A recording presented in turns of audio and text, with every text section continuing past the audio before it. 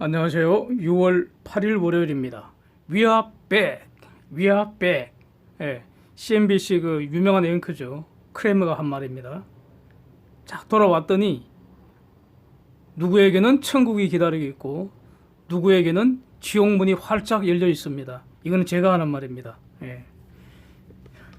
누구에게 지옥문이 열렸는지 아래에서 보겠습니다.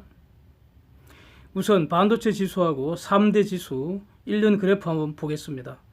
옆으로 기어가던 그 다우가 또 S&P 지수 두 개가 위로 치솟게 한 것이 바로 경제 데이터 개선이죠.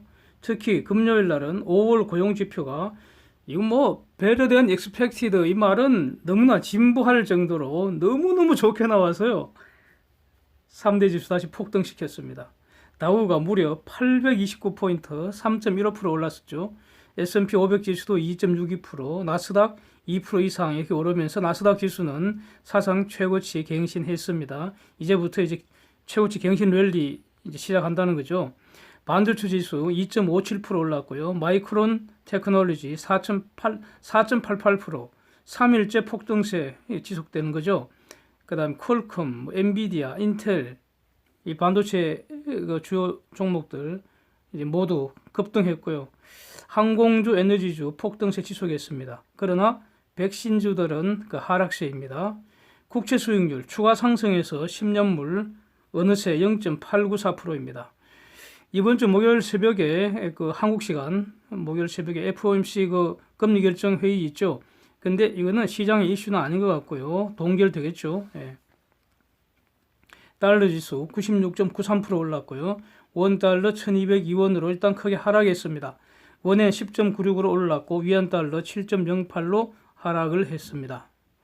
유가는 4%대가 급등세 계속되고 있습니다. WTI 38.9불, 브렌트 41.9불 선입니다.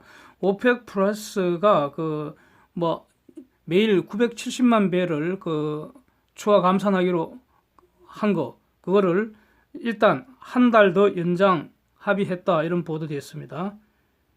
데이터 정리합니다. 일본 4월 가계지출 전월비 마이너스 6.2%, 전년비 마이너스 11.1% 급감을 했고요.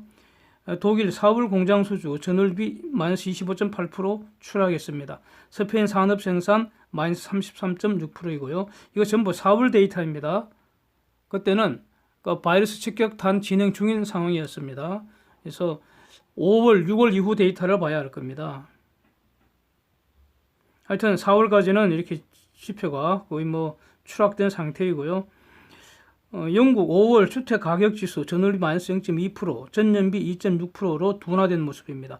이탈리아 4월 소매 판매 전월비 마이너스 10.5%, 전년비 마이너스 26.3%이고요. 이런 건 다 이제 지난 것이고 오늘의 빅데이터가 바로 미국 5월 고용 보고서 아니겠습니까? 5월 고용 보고서니까 경제 재가동 효과를 가늠할 수 있는 그런 그 숫자입니다. 그래서 매우 주목이 됐는데 너무 놀라웠죠. 실업률이 4월에 14.7%로 치솟았습니다. 그래서 5월에는 한 19.7% 이렇게 예상들을 다 했는데 13.3%였습니다. 와, 대단한 반전입니다. 그래서 고용시장이 그 4월에 저점 지났다는 평가 제가 이 시간에 여러 번 그 소개 드렸는데 이렇게 좋은 숫자 나올 줄은 이거는 이 예상을 못했죠. 좋게 나올 거다라는 건 다들 짐작을 하고 있었습니다. 이렇게 기대는 하고 있었습니다. 근데 대단했습니다. 그러니까 제가 금요일 날 그 이 시간에 소개 드린 거 글로 그렇게 기억을 하는데 미 노동부 장관이 연말경에 10% 밑으로 실업률 내려갈 것 같다 이렇게 예상하는 인터뷰를 했을 때 야, 저 정도만 해도 엄청난 거다 이렇게 다들 평가가 나왔는데 지금 그 고용보고서 이 데이터를 보면은 야, 여름 지나기 전에 실업률 10% 밑으로 내려갈 수도 있는 거 아니냐 이걸 이제 기대할 수도 있는 거 아니냐 이런 정도인 것 같습니다. non-farm payroll 그러니까 비농업 부문 그 임금 대장에 올라가 있는 사람 고용됐다는 거죠. 고용자 숫자입니다. 예상치는 800만 명 그 감소였는데 사실은 250만 개 늘었다는 거 아닙니까? 와 이렇습니다. 그래서 민간 부문만 보면은 750만 추가로 더 감소할 거다 이렇게 예상을 했는데 309만 개 이상 일자리가 더 늘었습니다. 대단합니다. 그래서 대부분이 그러니까 뭐 여러 번 지적된 내용인데 일시적으로 레이오프된 분들이 일터로 복귀됐다는 겁니다. 그 중에 제일 많은 분들이 레저 부분, 가령 뭐 그러니까 해변 이런 거 다시 열면은 그 서비스하는 분들 계속 그 다시 채용이 돼야 된다는 거죠. 그 다음에 이번 그 바이러스 사태로 그 바이러스와 직접 관련이 없는 일반 그 의료 수요가 급감을 한 것 같습니다. 그래갖고 병원에서도 임시직들이 많이 있지 않습니까? 많이 해고됐다는 거죠. 바이러스 사태로 가장 타격을 본 분야가 그 호스피털 분야라는 거 아닙니까? 그러니까 그 분야도 이번에 많이 회복이 되고 뭐 이랬습니다. 그래서 레이오프가 많았던 분야부터 경제가 재가동되면서 급격하게 채용이 늘어났다 이렇게 해석이 됩니다. 그래서 그 평균 시간 소득을 보면은 이것도 아주 재미있습니다. 저는 아주 재미있습니다. 전월비 마이너스 1% 감소했고요. 전년비 6.7% 둔화가 됐는데 즉 노동의 공급이 늘었으니까 그러면 평균 임금 하락하는 것은 너무나 당연한 결과인 것 같습니다. 브라질 자동차 판매는 전월비 11.6% 증가를 했는데 이거 전월에 마이너스 67.7% 감소한 것을 고려하면은 그냥 폭락한 수준에서 찔끔 늘어난 정도 이렇게 해석하는 게 맞겠습니다. 베이크휴즈 굴착 장비수 206개로 전주보다 16개 추가 감소했고요. 원유 시추수는 284개로 전주보다 17개 추가 감소했습니다. 중공의 5월 수출 마이너스 3.3%, 수입은 마이너스 16.7% 났습니다. 그래서 무역 수지는 629억 불 흑자로 지난달에도 그러니까 수출보다 수입이 더 많이 줄어서 지난달에도 453억 불 무역 수지 흑자 났는데 이번 달에 더 많아졌죠. 그래서 이 얘네들이 수출 감소보다는 수입 감소 훨씬 더 커서 이게 바로 불황형 흑자라는 거 아닙니까? 그래서 지금 엄청난 불황입니다. 중공도 엄청난 불황입니다. 사상 초유의 불황 상태가 지금 지속된다고 봐야죠. 그런 불황 속에서도 대규모 무역 수지 흑자가 발생하고 있는데 이게 지금 두 달째 계속되는 것 같습니다. 강력하게 수입 통제한다는 의미 아니겠습니까? 그래서 일단 이 상황이 언제까지 이게 지속 가능할지 저는 매우 의문입니다. 또 쟤네들 말로는 그 내수 중심으로 경제 성장하겠다 이렇게 말하는데 지금 수출이 이렇게 엄청난 속도로 계속 쪼그라들고 있다는 것은 내수 시장 부양한다는 것과는 전혀 모순되지 않습니까? 그래서 이게 과연 언제까지 지속될지 저는 이 점을 주목을 하겠습니다. 앞으로 쟁점 보겠습니다. 기사 한번 보시면요. 제목이 이렇습니다. 갑자기 사람들이 부의 회복을 말하고 있다. 이런 내용이죠. 부의 회복. 그래서 앞에서 본 글은 지수 그래프 다시 한번 보겠습니다. 보시면은 여러 번 제가 이런 말씀 드렸는데 나스닥 지수는 이미 사상 최고치 랠리를 시작했으니까 이거는 뭐 누가 봐도 전형적인 아주 강력한 부의 회복입니다. 그래서 이번 회복 주도는 기술주들이 했다 이런 거 아니겠습니까? 뭐 그 중에서도 물론 아마존이나 이런 이제 앞장을 섰는데 앞으로 회복 포스트 바이러스 이후에도 결국 기술주들이 끌고 가지 않겠습니까? 저는 그런 입장입니다. 그렇고요. 근데 두고 봐야겠죠. 뭐 앞으로 미래는 두고 봐야 미래는 와봐야 아는 거니까. 그 다음에 또 이제 여기서 이 시간에 주목할 거는 이거죠. 다우하고 S&P 지수입니다. 보시면 다우는 분명히 5월까지는 옆으로 기고 있었습니다. 그래서 이거는 좀 유회복에 가까운 거 아닌가 이렇게 다들 이제 주목을 하고 그랬었죠. 그런데 지난주 한 주간 다우가 드디어 폭등을 해버렸기 때문에 다우 지수도 나스닥보다는 좀 약하지만 그러나 V 회복이라고 해석할 여지가 이제 생겼다는 거죠. 그렇습니다. 그래서 전형적으로 우리는 지금 위아백 다시 돌아왔습니다. 그러니까 사상 최고치 근방에 다시 섰다는 겁니다.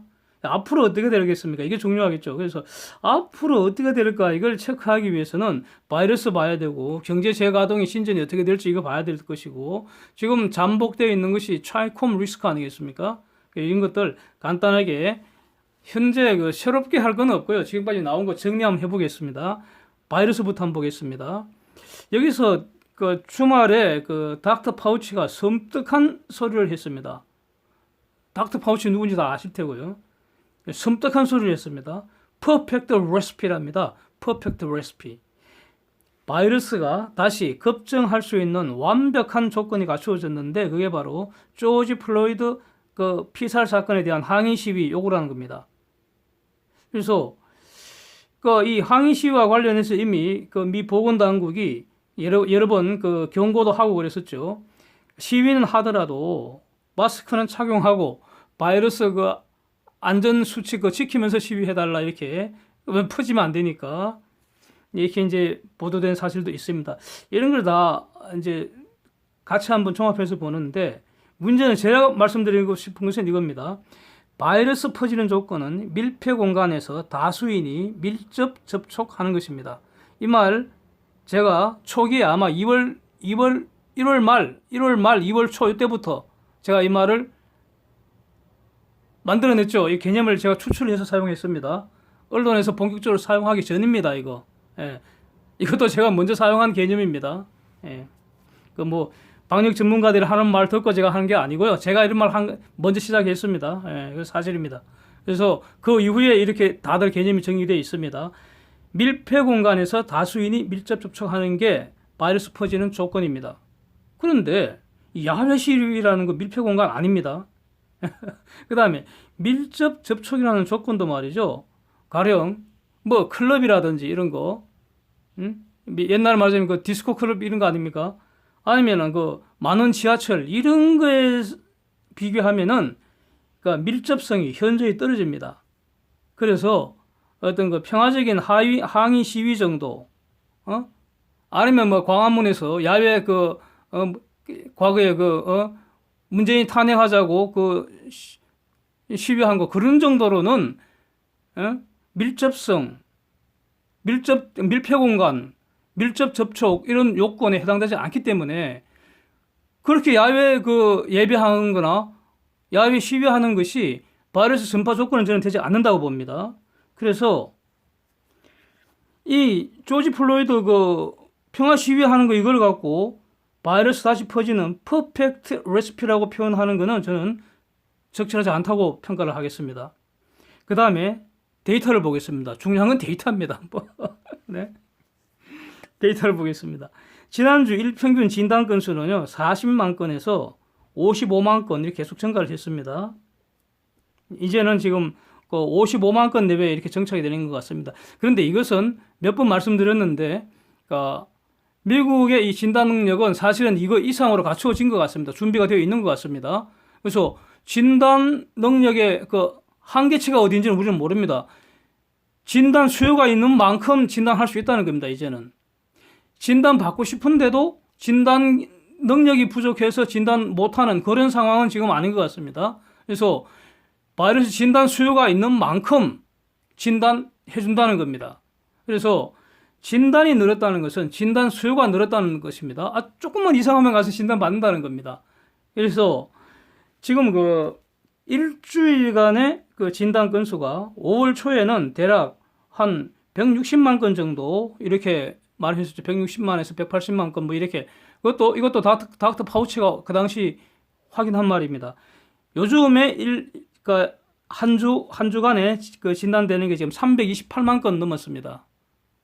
그러니까 대략 한 반 정도 2배 이상 늘었다고 봐야겠죠. 그럼에도 불구하고 신규 환자 수는 대략 지난주에는 주 말로 가면서 좀 늘긴 늘었습니다. 한 2,000명 가량 늘었습니다.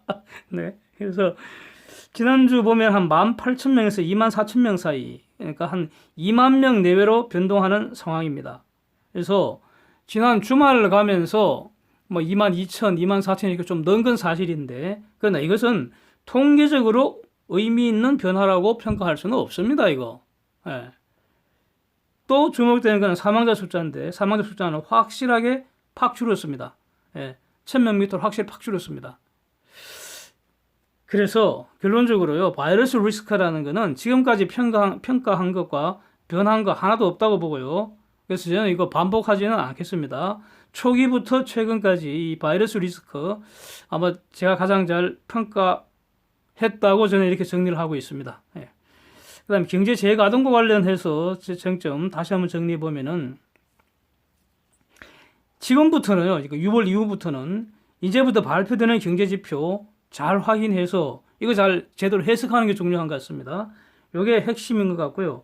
문제는 이게 그 경제 재가동 효과가 국가마다 사안마다 다를 것이다. 이 점은 변하지 않을 것 같고요. 그 다음에 이 바이러스 회복 경제, 그 다음에 포스트 바이러스 이후에 회복되고 나서 그 다음에 계속 성장을 해야 될 테니까 성장 경제의 핵심 엔진도 미국이라는 거죠, 미국. 예. 저는 그렇게 봅니다. 그렇게 정리합니다. 그래서 미국의 그 성장에 미국이 결국 세계 경제 끌고 갈 것이라고 저는 봅니다. 거기에 가치 사슬로 엮여 있어야지 같이 성장해 가는 거죠. 미국 성장 못하면은 어렵죠. 예, 불가능합니다. 예. 그러면 중공은 어쩔 것인가? 과연 중공이 바이러스 이전 수준으로 회복될 수 있을지 저는 의문을 갖고 있고요. 예, 의문을 갖고 있습니다. 그 다음에 그 말은 중공을 지금 대체한다는 겁니다. 중공 대체한다고요. 중공한테는 계속, 그러니까 지옥 행진이 계속될 것 같습니다. 중공 경제는 앞으로 상당 기간. 예. 예. 상당 기간이 매우 길 것 같습니다. 지옥 행진이 계속되는 거죠. 예, 꼬라박을 것 같습니다. 저는 기본적으로 그런 시각을 가지고 있습니다. 예. 그래서 중공을 대체하는 과정이 어떻게 진행되는지 요게 관전 포인트라는 겁니다. 그렇고 이게 이제 큰 줄기인 것 같고요. 그래서 5월까지 발표된 경제 지표들은 대체로 좋았지 않습니까? 예, 여러 번 이렇게 제가 평가를 했습니다. 그래서 좋았기 때문에 결국 그렇다면 6월에도 이 미국 경제 생각보다 회복 빨라진 가능성이 높다. 이렇게 정리를 해야 되지 않겠습니까? 그렇다면은 앞으로 경제 재가동의 기대감 더 높아지는 거 아닙니까?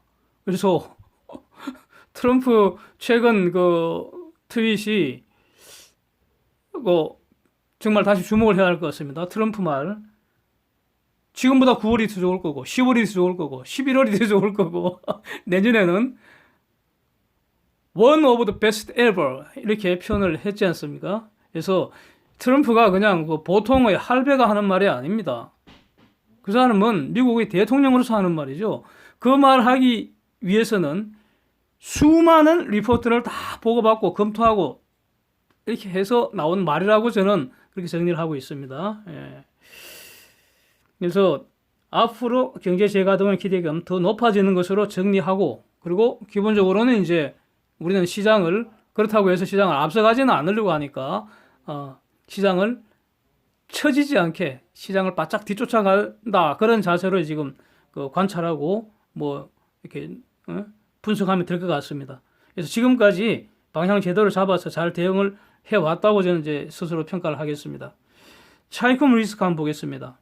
저는 기본적으로 이거 너무 근심할 필요 없고요. 차이콤, 차이나 커뮤니스트, 예? 중공 공산당과 관련된 리스크입니다. 예. 기본적으로 너무 근심할 필요 없고요. 차이콤 리스크라기보다는 차이콤 대체 opportunity. 네? 중공 공산당의 위협에서 벗어날 수 있는 기회이지 않느냐, 이렇게 이런 개념도 같이 떠올리면 좋을 것 같습니다. 예, 저는 이렇게 대응하고 있습니다. 그래서 지금까지 쭉 많이 정리해 왔지 않습니까? 여기 추가할 사실은 홍콩 보안법 관련해서 지난주 영국 총리가 아주 중요한 이 포석을 던졌습니다. 중공이 계속 그거 추진하면은 영국이 선봉이 되어서 반중공 동맹 결성하겠다, 이 내용입니다. 이 영국 총리 보리스 존슨이죠. 이 사람도 상당히 터프 가이 아닙니까?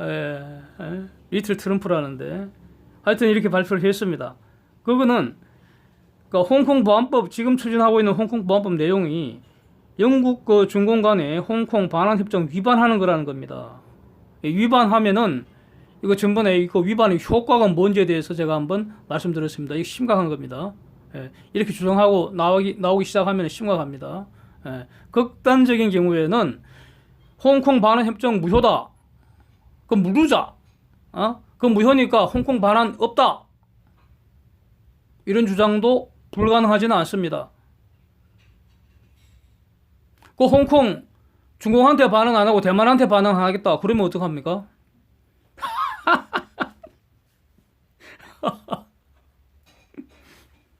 앞으로 한 27년간 중공 박살 내놓은 다음에 27년 후에 그런 말 하면 어떻게 합니까? 자, 보겠습니다. 그래서 영국 기본적인 시각은 2047년 이전에는 중공이 지금 저런 짓 하면 안 된다는 겁니다. 하더라도 2047년 이후에 해야지 왜 지금 하느냐 이런 게 지금 깔려 있는 걸로 저는 해석을 합니다. 그래서 하여튼 이제 이번 주 지난주 6월 초 들어갔고는 지금 조용하지 않습니까? 그래서 그 말은 이대로 덮어지는 게 절대로 아니고요. 물 밑에서 조용한 외교전이 치열하게 진행 중인 것으로 이렇게 봐야 되지 않겠습니까? 저는 그렇게 보고 있고요. 그래서 지금까지 분석한 것들 다 총합을 해보면은 소위 말하는 그 차이콤 리스크라는 것이 글로벌 시장의 방향성에 영향을 줄 정도는 못 되는 것으로 이렇게 정리를 하면은 좋을 것 같습니다. 그러나 긴장감을 늦춰서는 안 되는 거죠. 그래서 냉철하게 앞으로 계속 또 추적하고 그러겠습니다. 드디어 지금 6월 11일 선물 옵션 만기 주간이 시작됐습니다. 그래서 처음에 시작했듯이 we are back. 우리는 지금 바이러스 이전 상태로 거의 돌아왔죠. 우리 코스피 지수도 바이러스 이전 상태로 거의 돌아왔습니다. 돌아왔더니 누구에게는 지금 천국이 기다리고 있고요. 소위 말해서 제가 몇 번 표현을 했는데 좀 재밌게 표현하려고 그런 건데 이 등신기관들은 지금 지옥문이 활짝 열려서 기다리고 있습니다. 완전히 지옥 주간일 겁니다. 3월 중순 이후 지금까지 제가 이제 이번에 정말 제가 늘 이렇게 잘 대응하는 건 아닌데 이번에 이 파생시장은 거의 완벽하게 분석을 했고 대응을 해온 것 같다. 다시 한번 말씀드리겠습니다. 그래서 기본적인 지금까지 말씀드린 기본적인 의견 다 유지를 하는데 추가할 게 이겁니다. 이미 지난주부터 9월 선물 시장에서 기관들 여기서 말하는 기관들은 모든 기관이 아니고요. 특히 이 등신기관들 중심으로 이번에 선물 매도에서 왕창 물려있는 그런 등신기관들 중심으로 롤오버가 진행 중인 것으로 저는 평가를 합니다. 지금 전부 다 이번 주에 롤오버 할지 말지 결단할 수밖에 없는 상황이죠. 왜냐하면은 롤오버 안 하면 그대로 결제돼 버리니까 손실 확정돼 버리죠.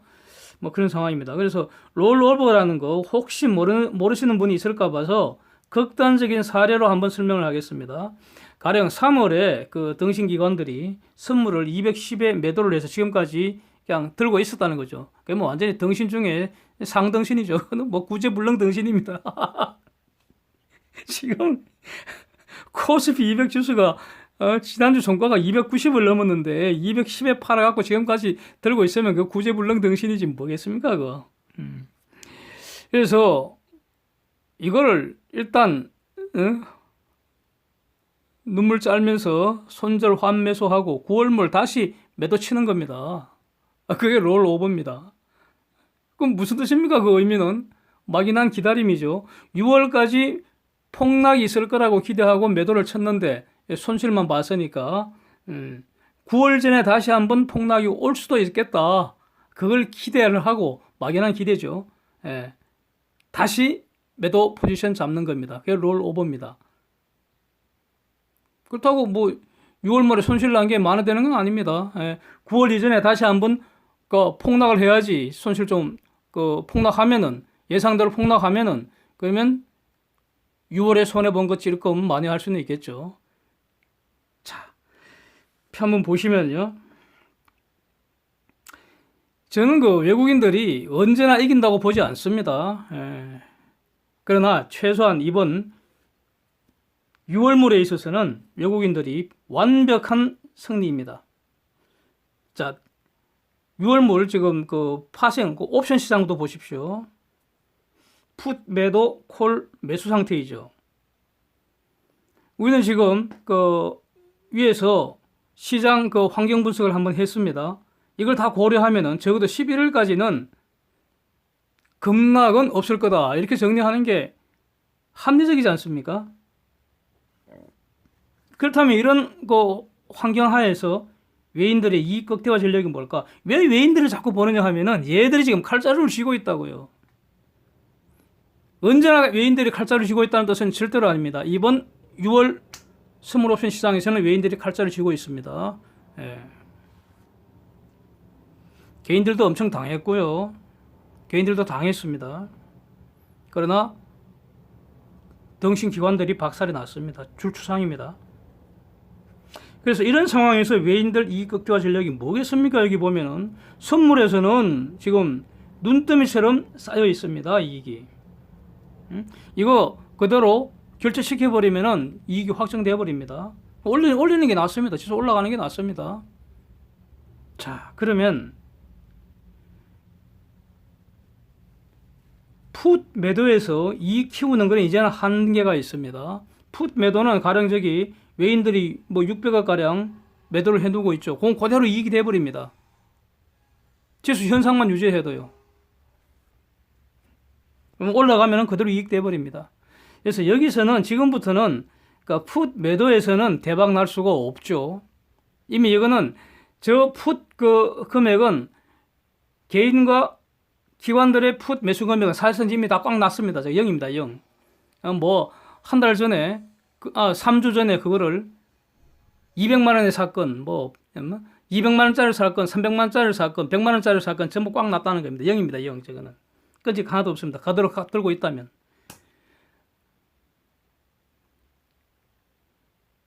그대로 들고 있지 않으면 어떻게 되느냐? 저때 매수 금액은 이 사람 저 사람 이 기관 저 기관 이 투자자 저 투자자 전전 유통되면서 결국 다 꽝이 되는 겁니다. 꽝 된다는 사실은 제일 100% 확실합니다.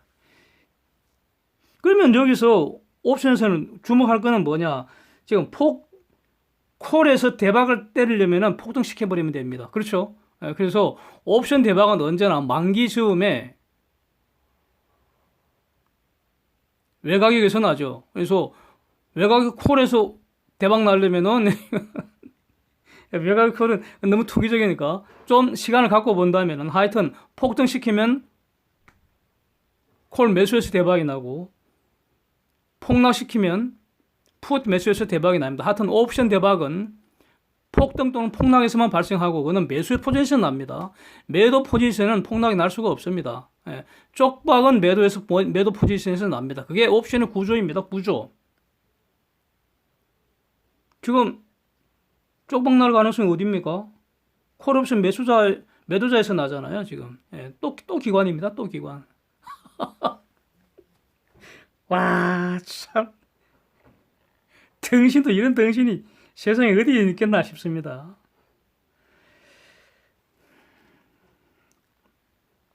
지금 이 표에서요, 지금 선물은 이미 3개월째 문제에서 된 상태가 쌓여 있기 때문에 지금 뭐 구제불능이고요, 이미. 현재 이번 주에 특히 문제되는 게 바로 기관들의 콜 매도 금액이라는 겁니다. 이겁니다, 이거. 요걸 말씀드리고 싶네요. 항상 다시 정리하면 폭등 시에는 콜 매도에서 재앙이 되고요.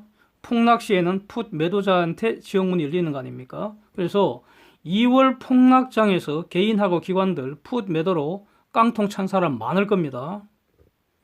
이거 지금 제대로 보도가 안 돼서 그렇지 보도 안 하겠죠. 보나마나 뻔합니다, 이거. 그 다음에 이번에는 어떻습니까? 콜 매도에서 다시 깡통 찰 조건이 형성되는 것 같아서 주목된다는 겁니다. 그래서 내려도 깡통, 올라도 깡통. 그래서 멍청한 것들은 언제나 쌍코피 터지는 곳이 파생시장입니다. 지금 시간이 많이 지나갔고요. 오늘은 여기까지 하겠습니다. 함께해 주셔서 감사드립니다.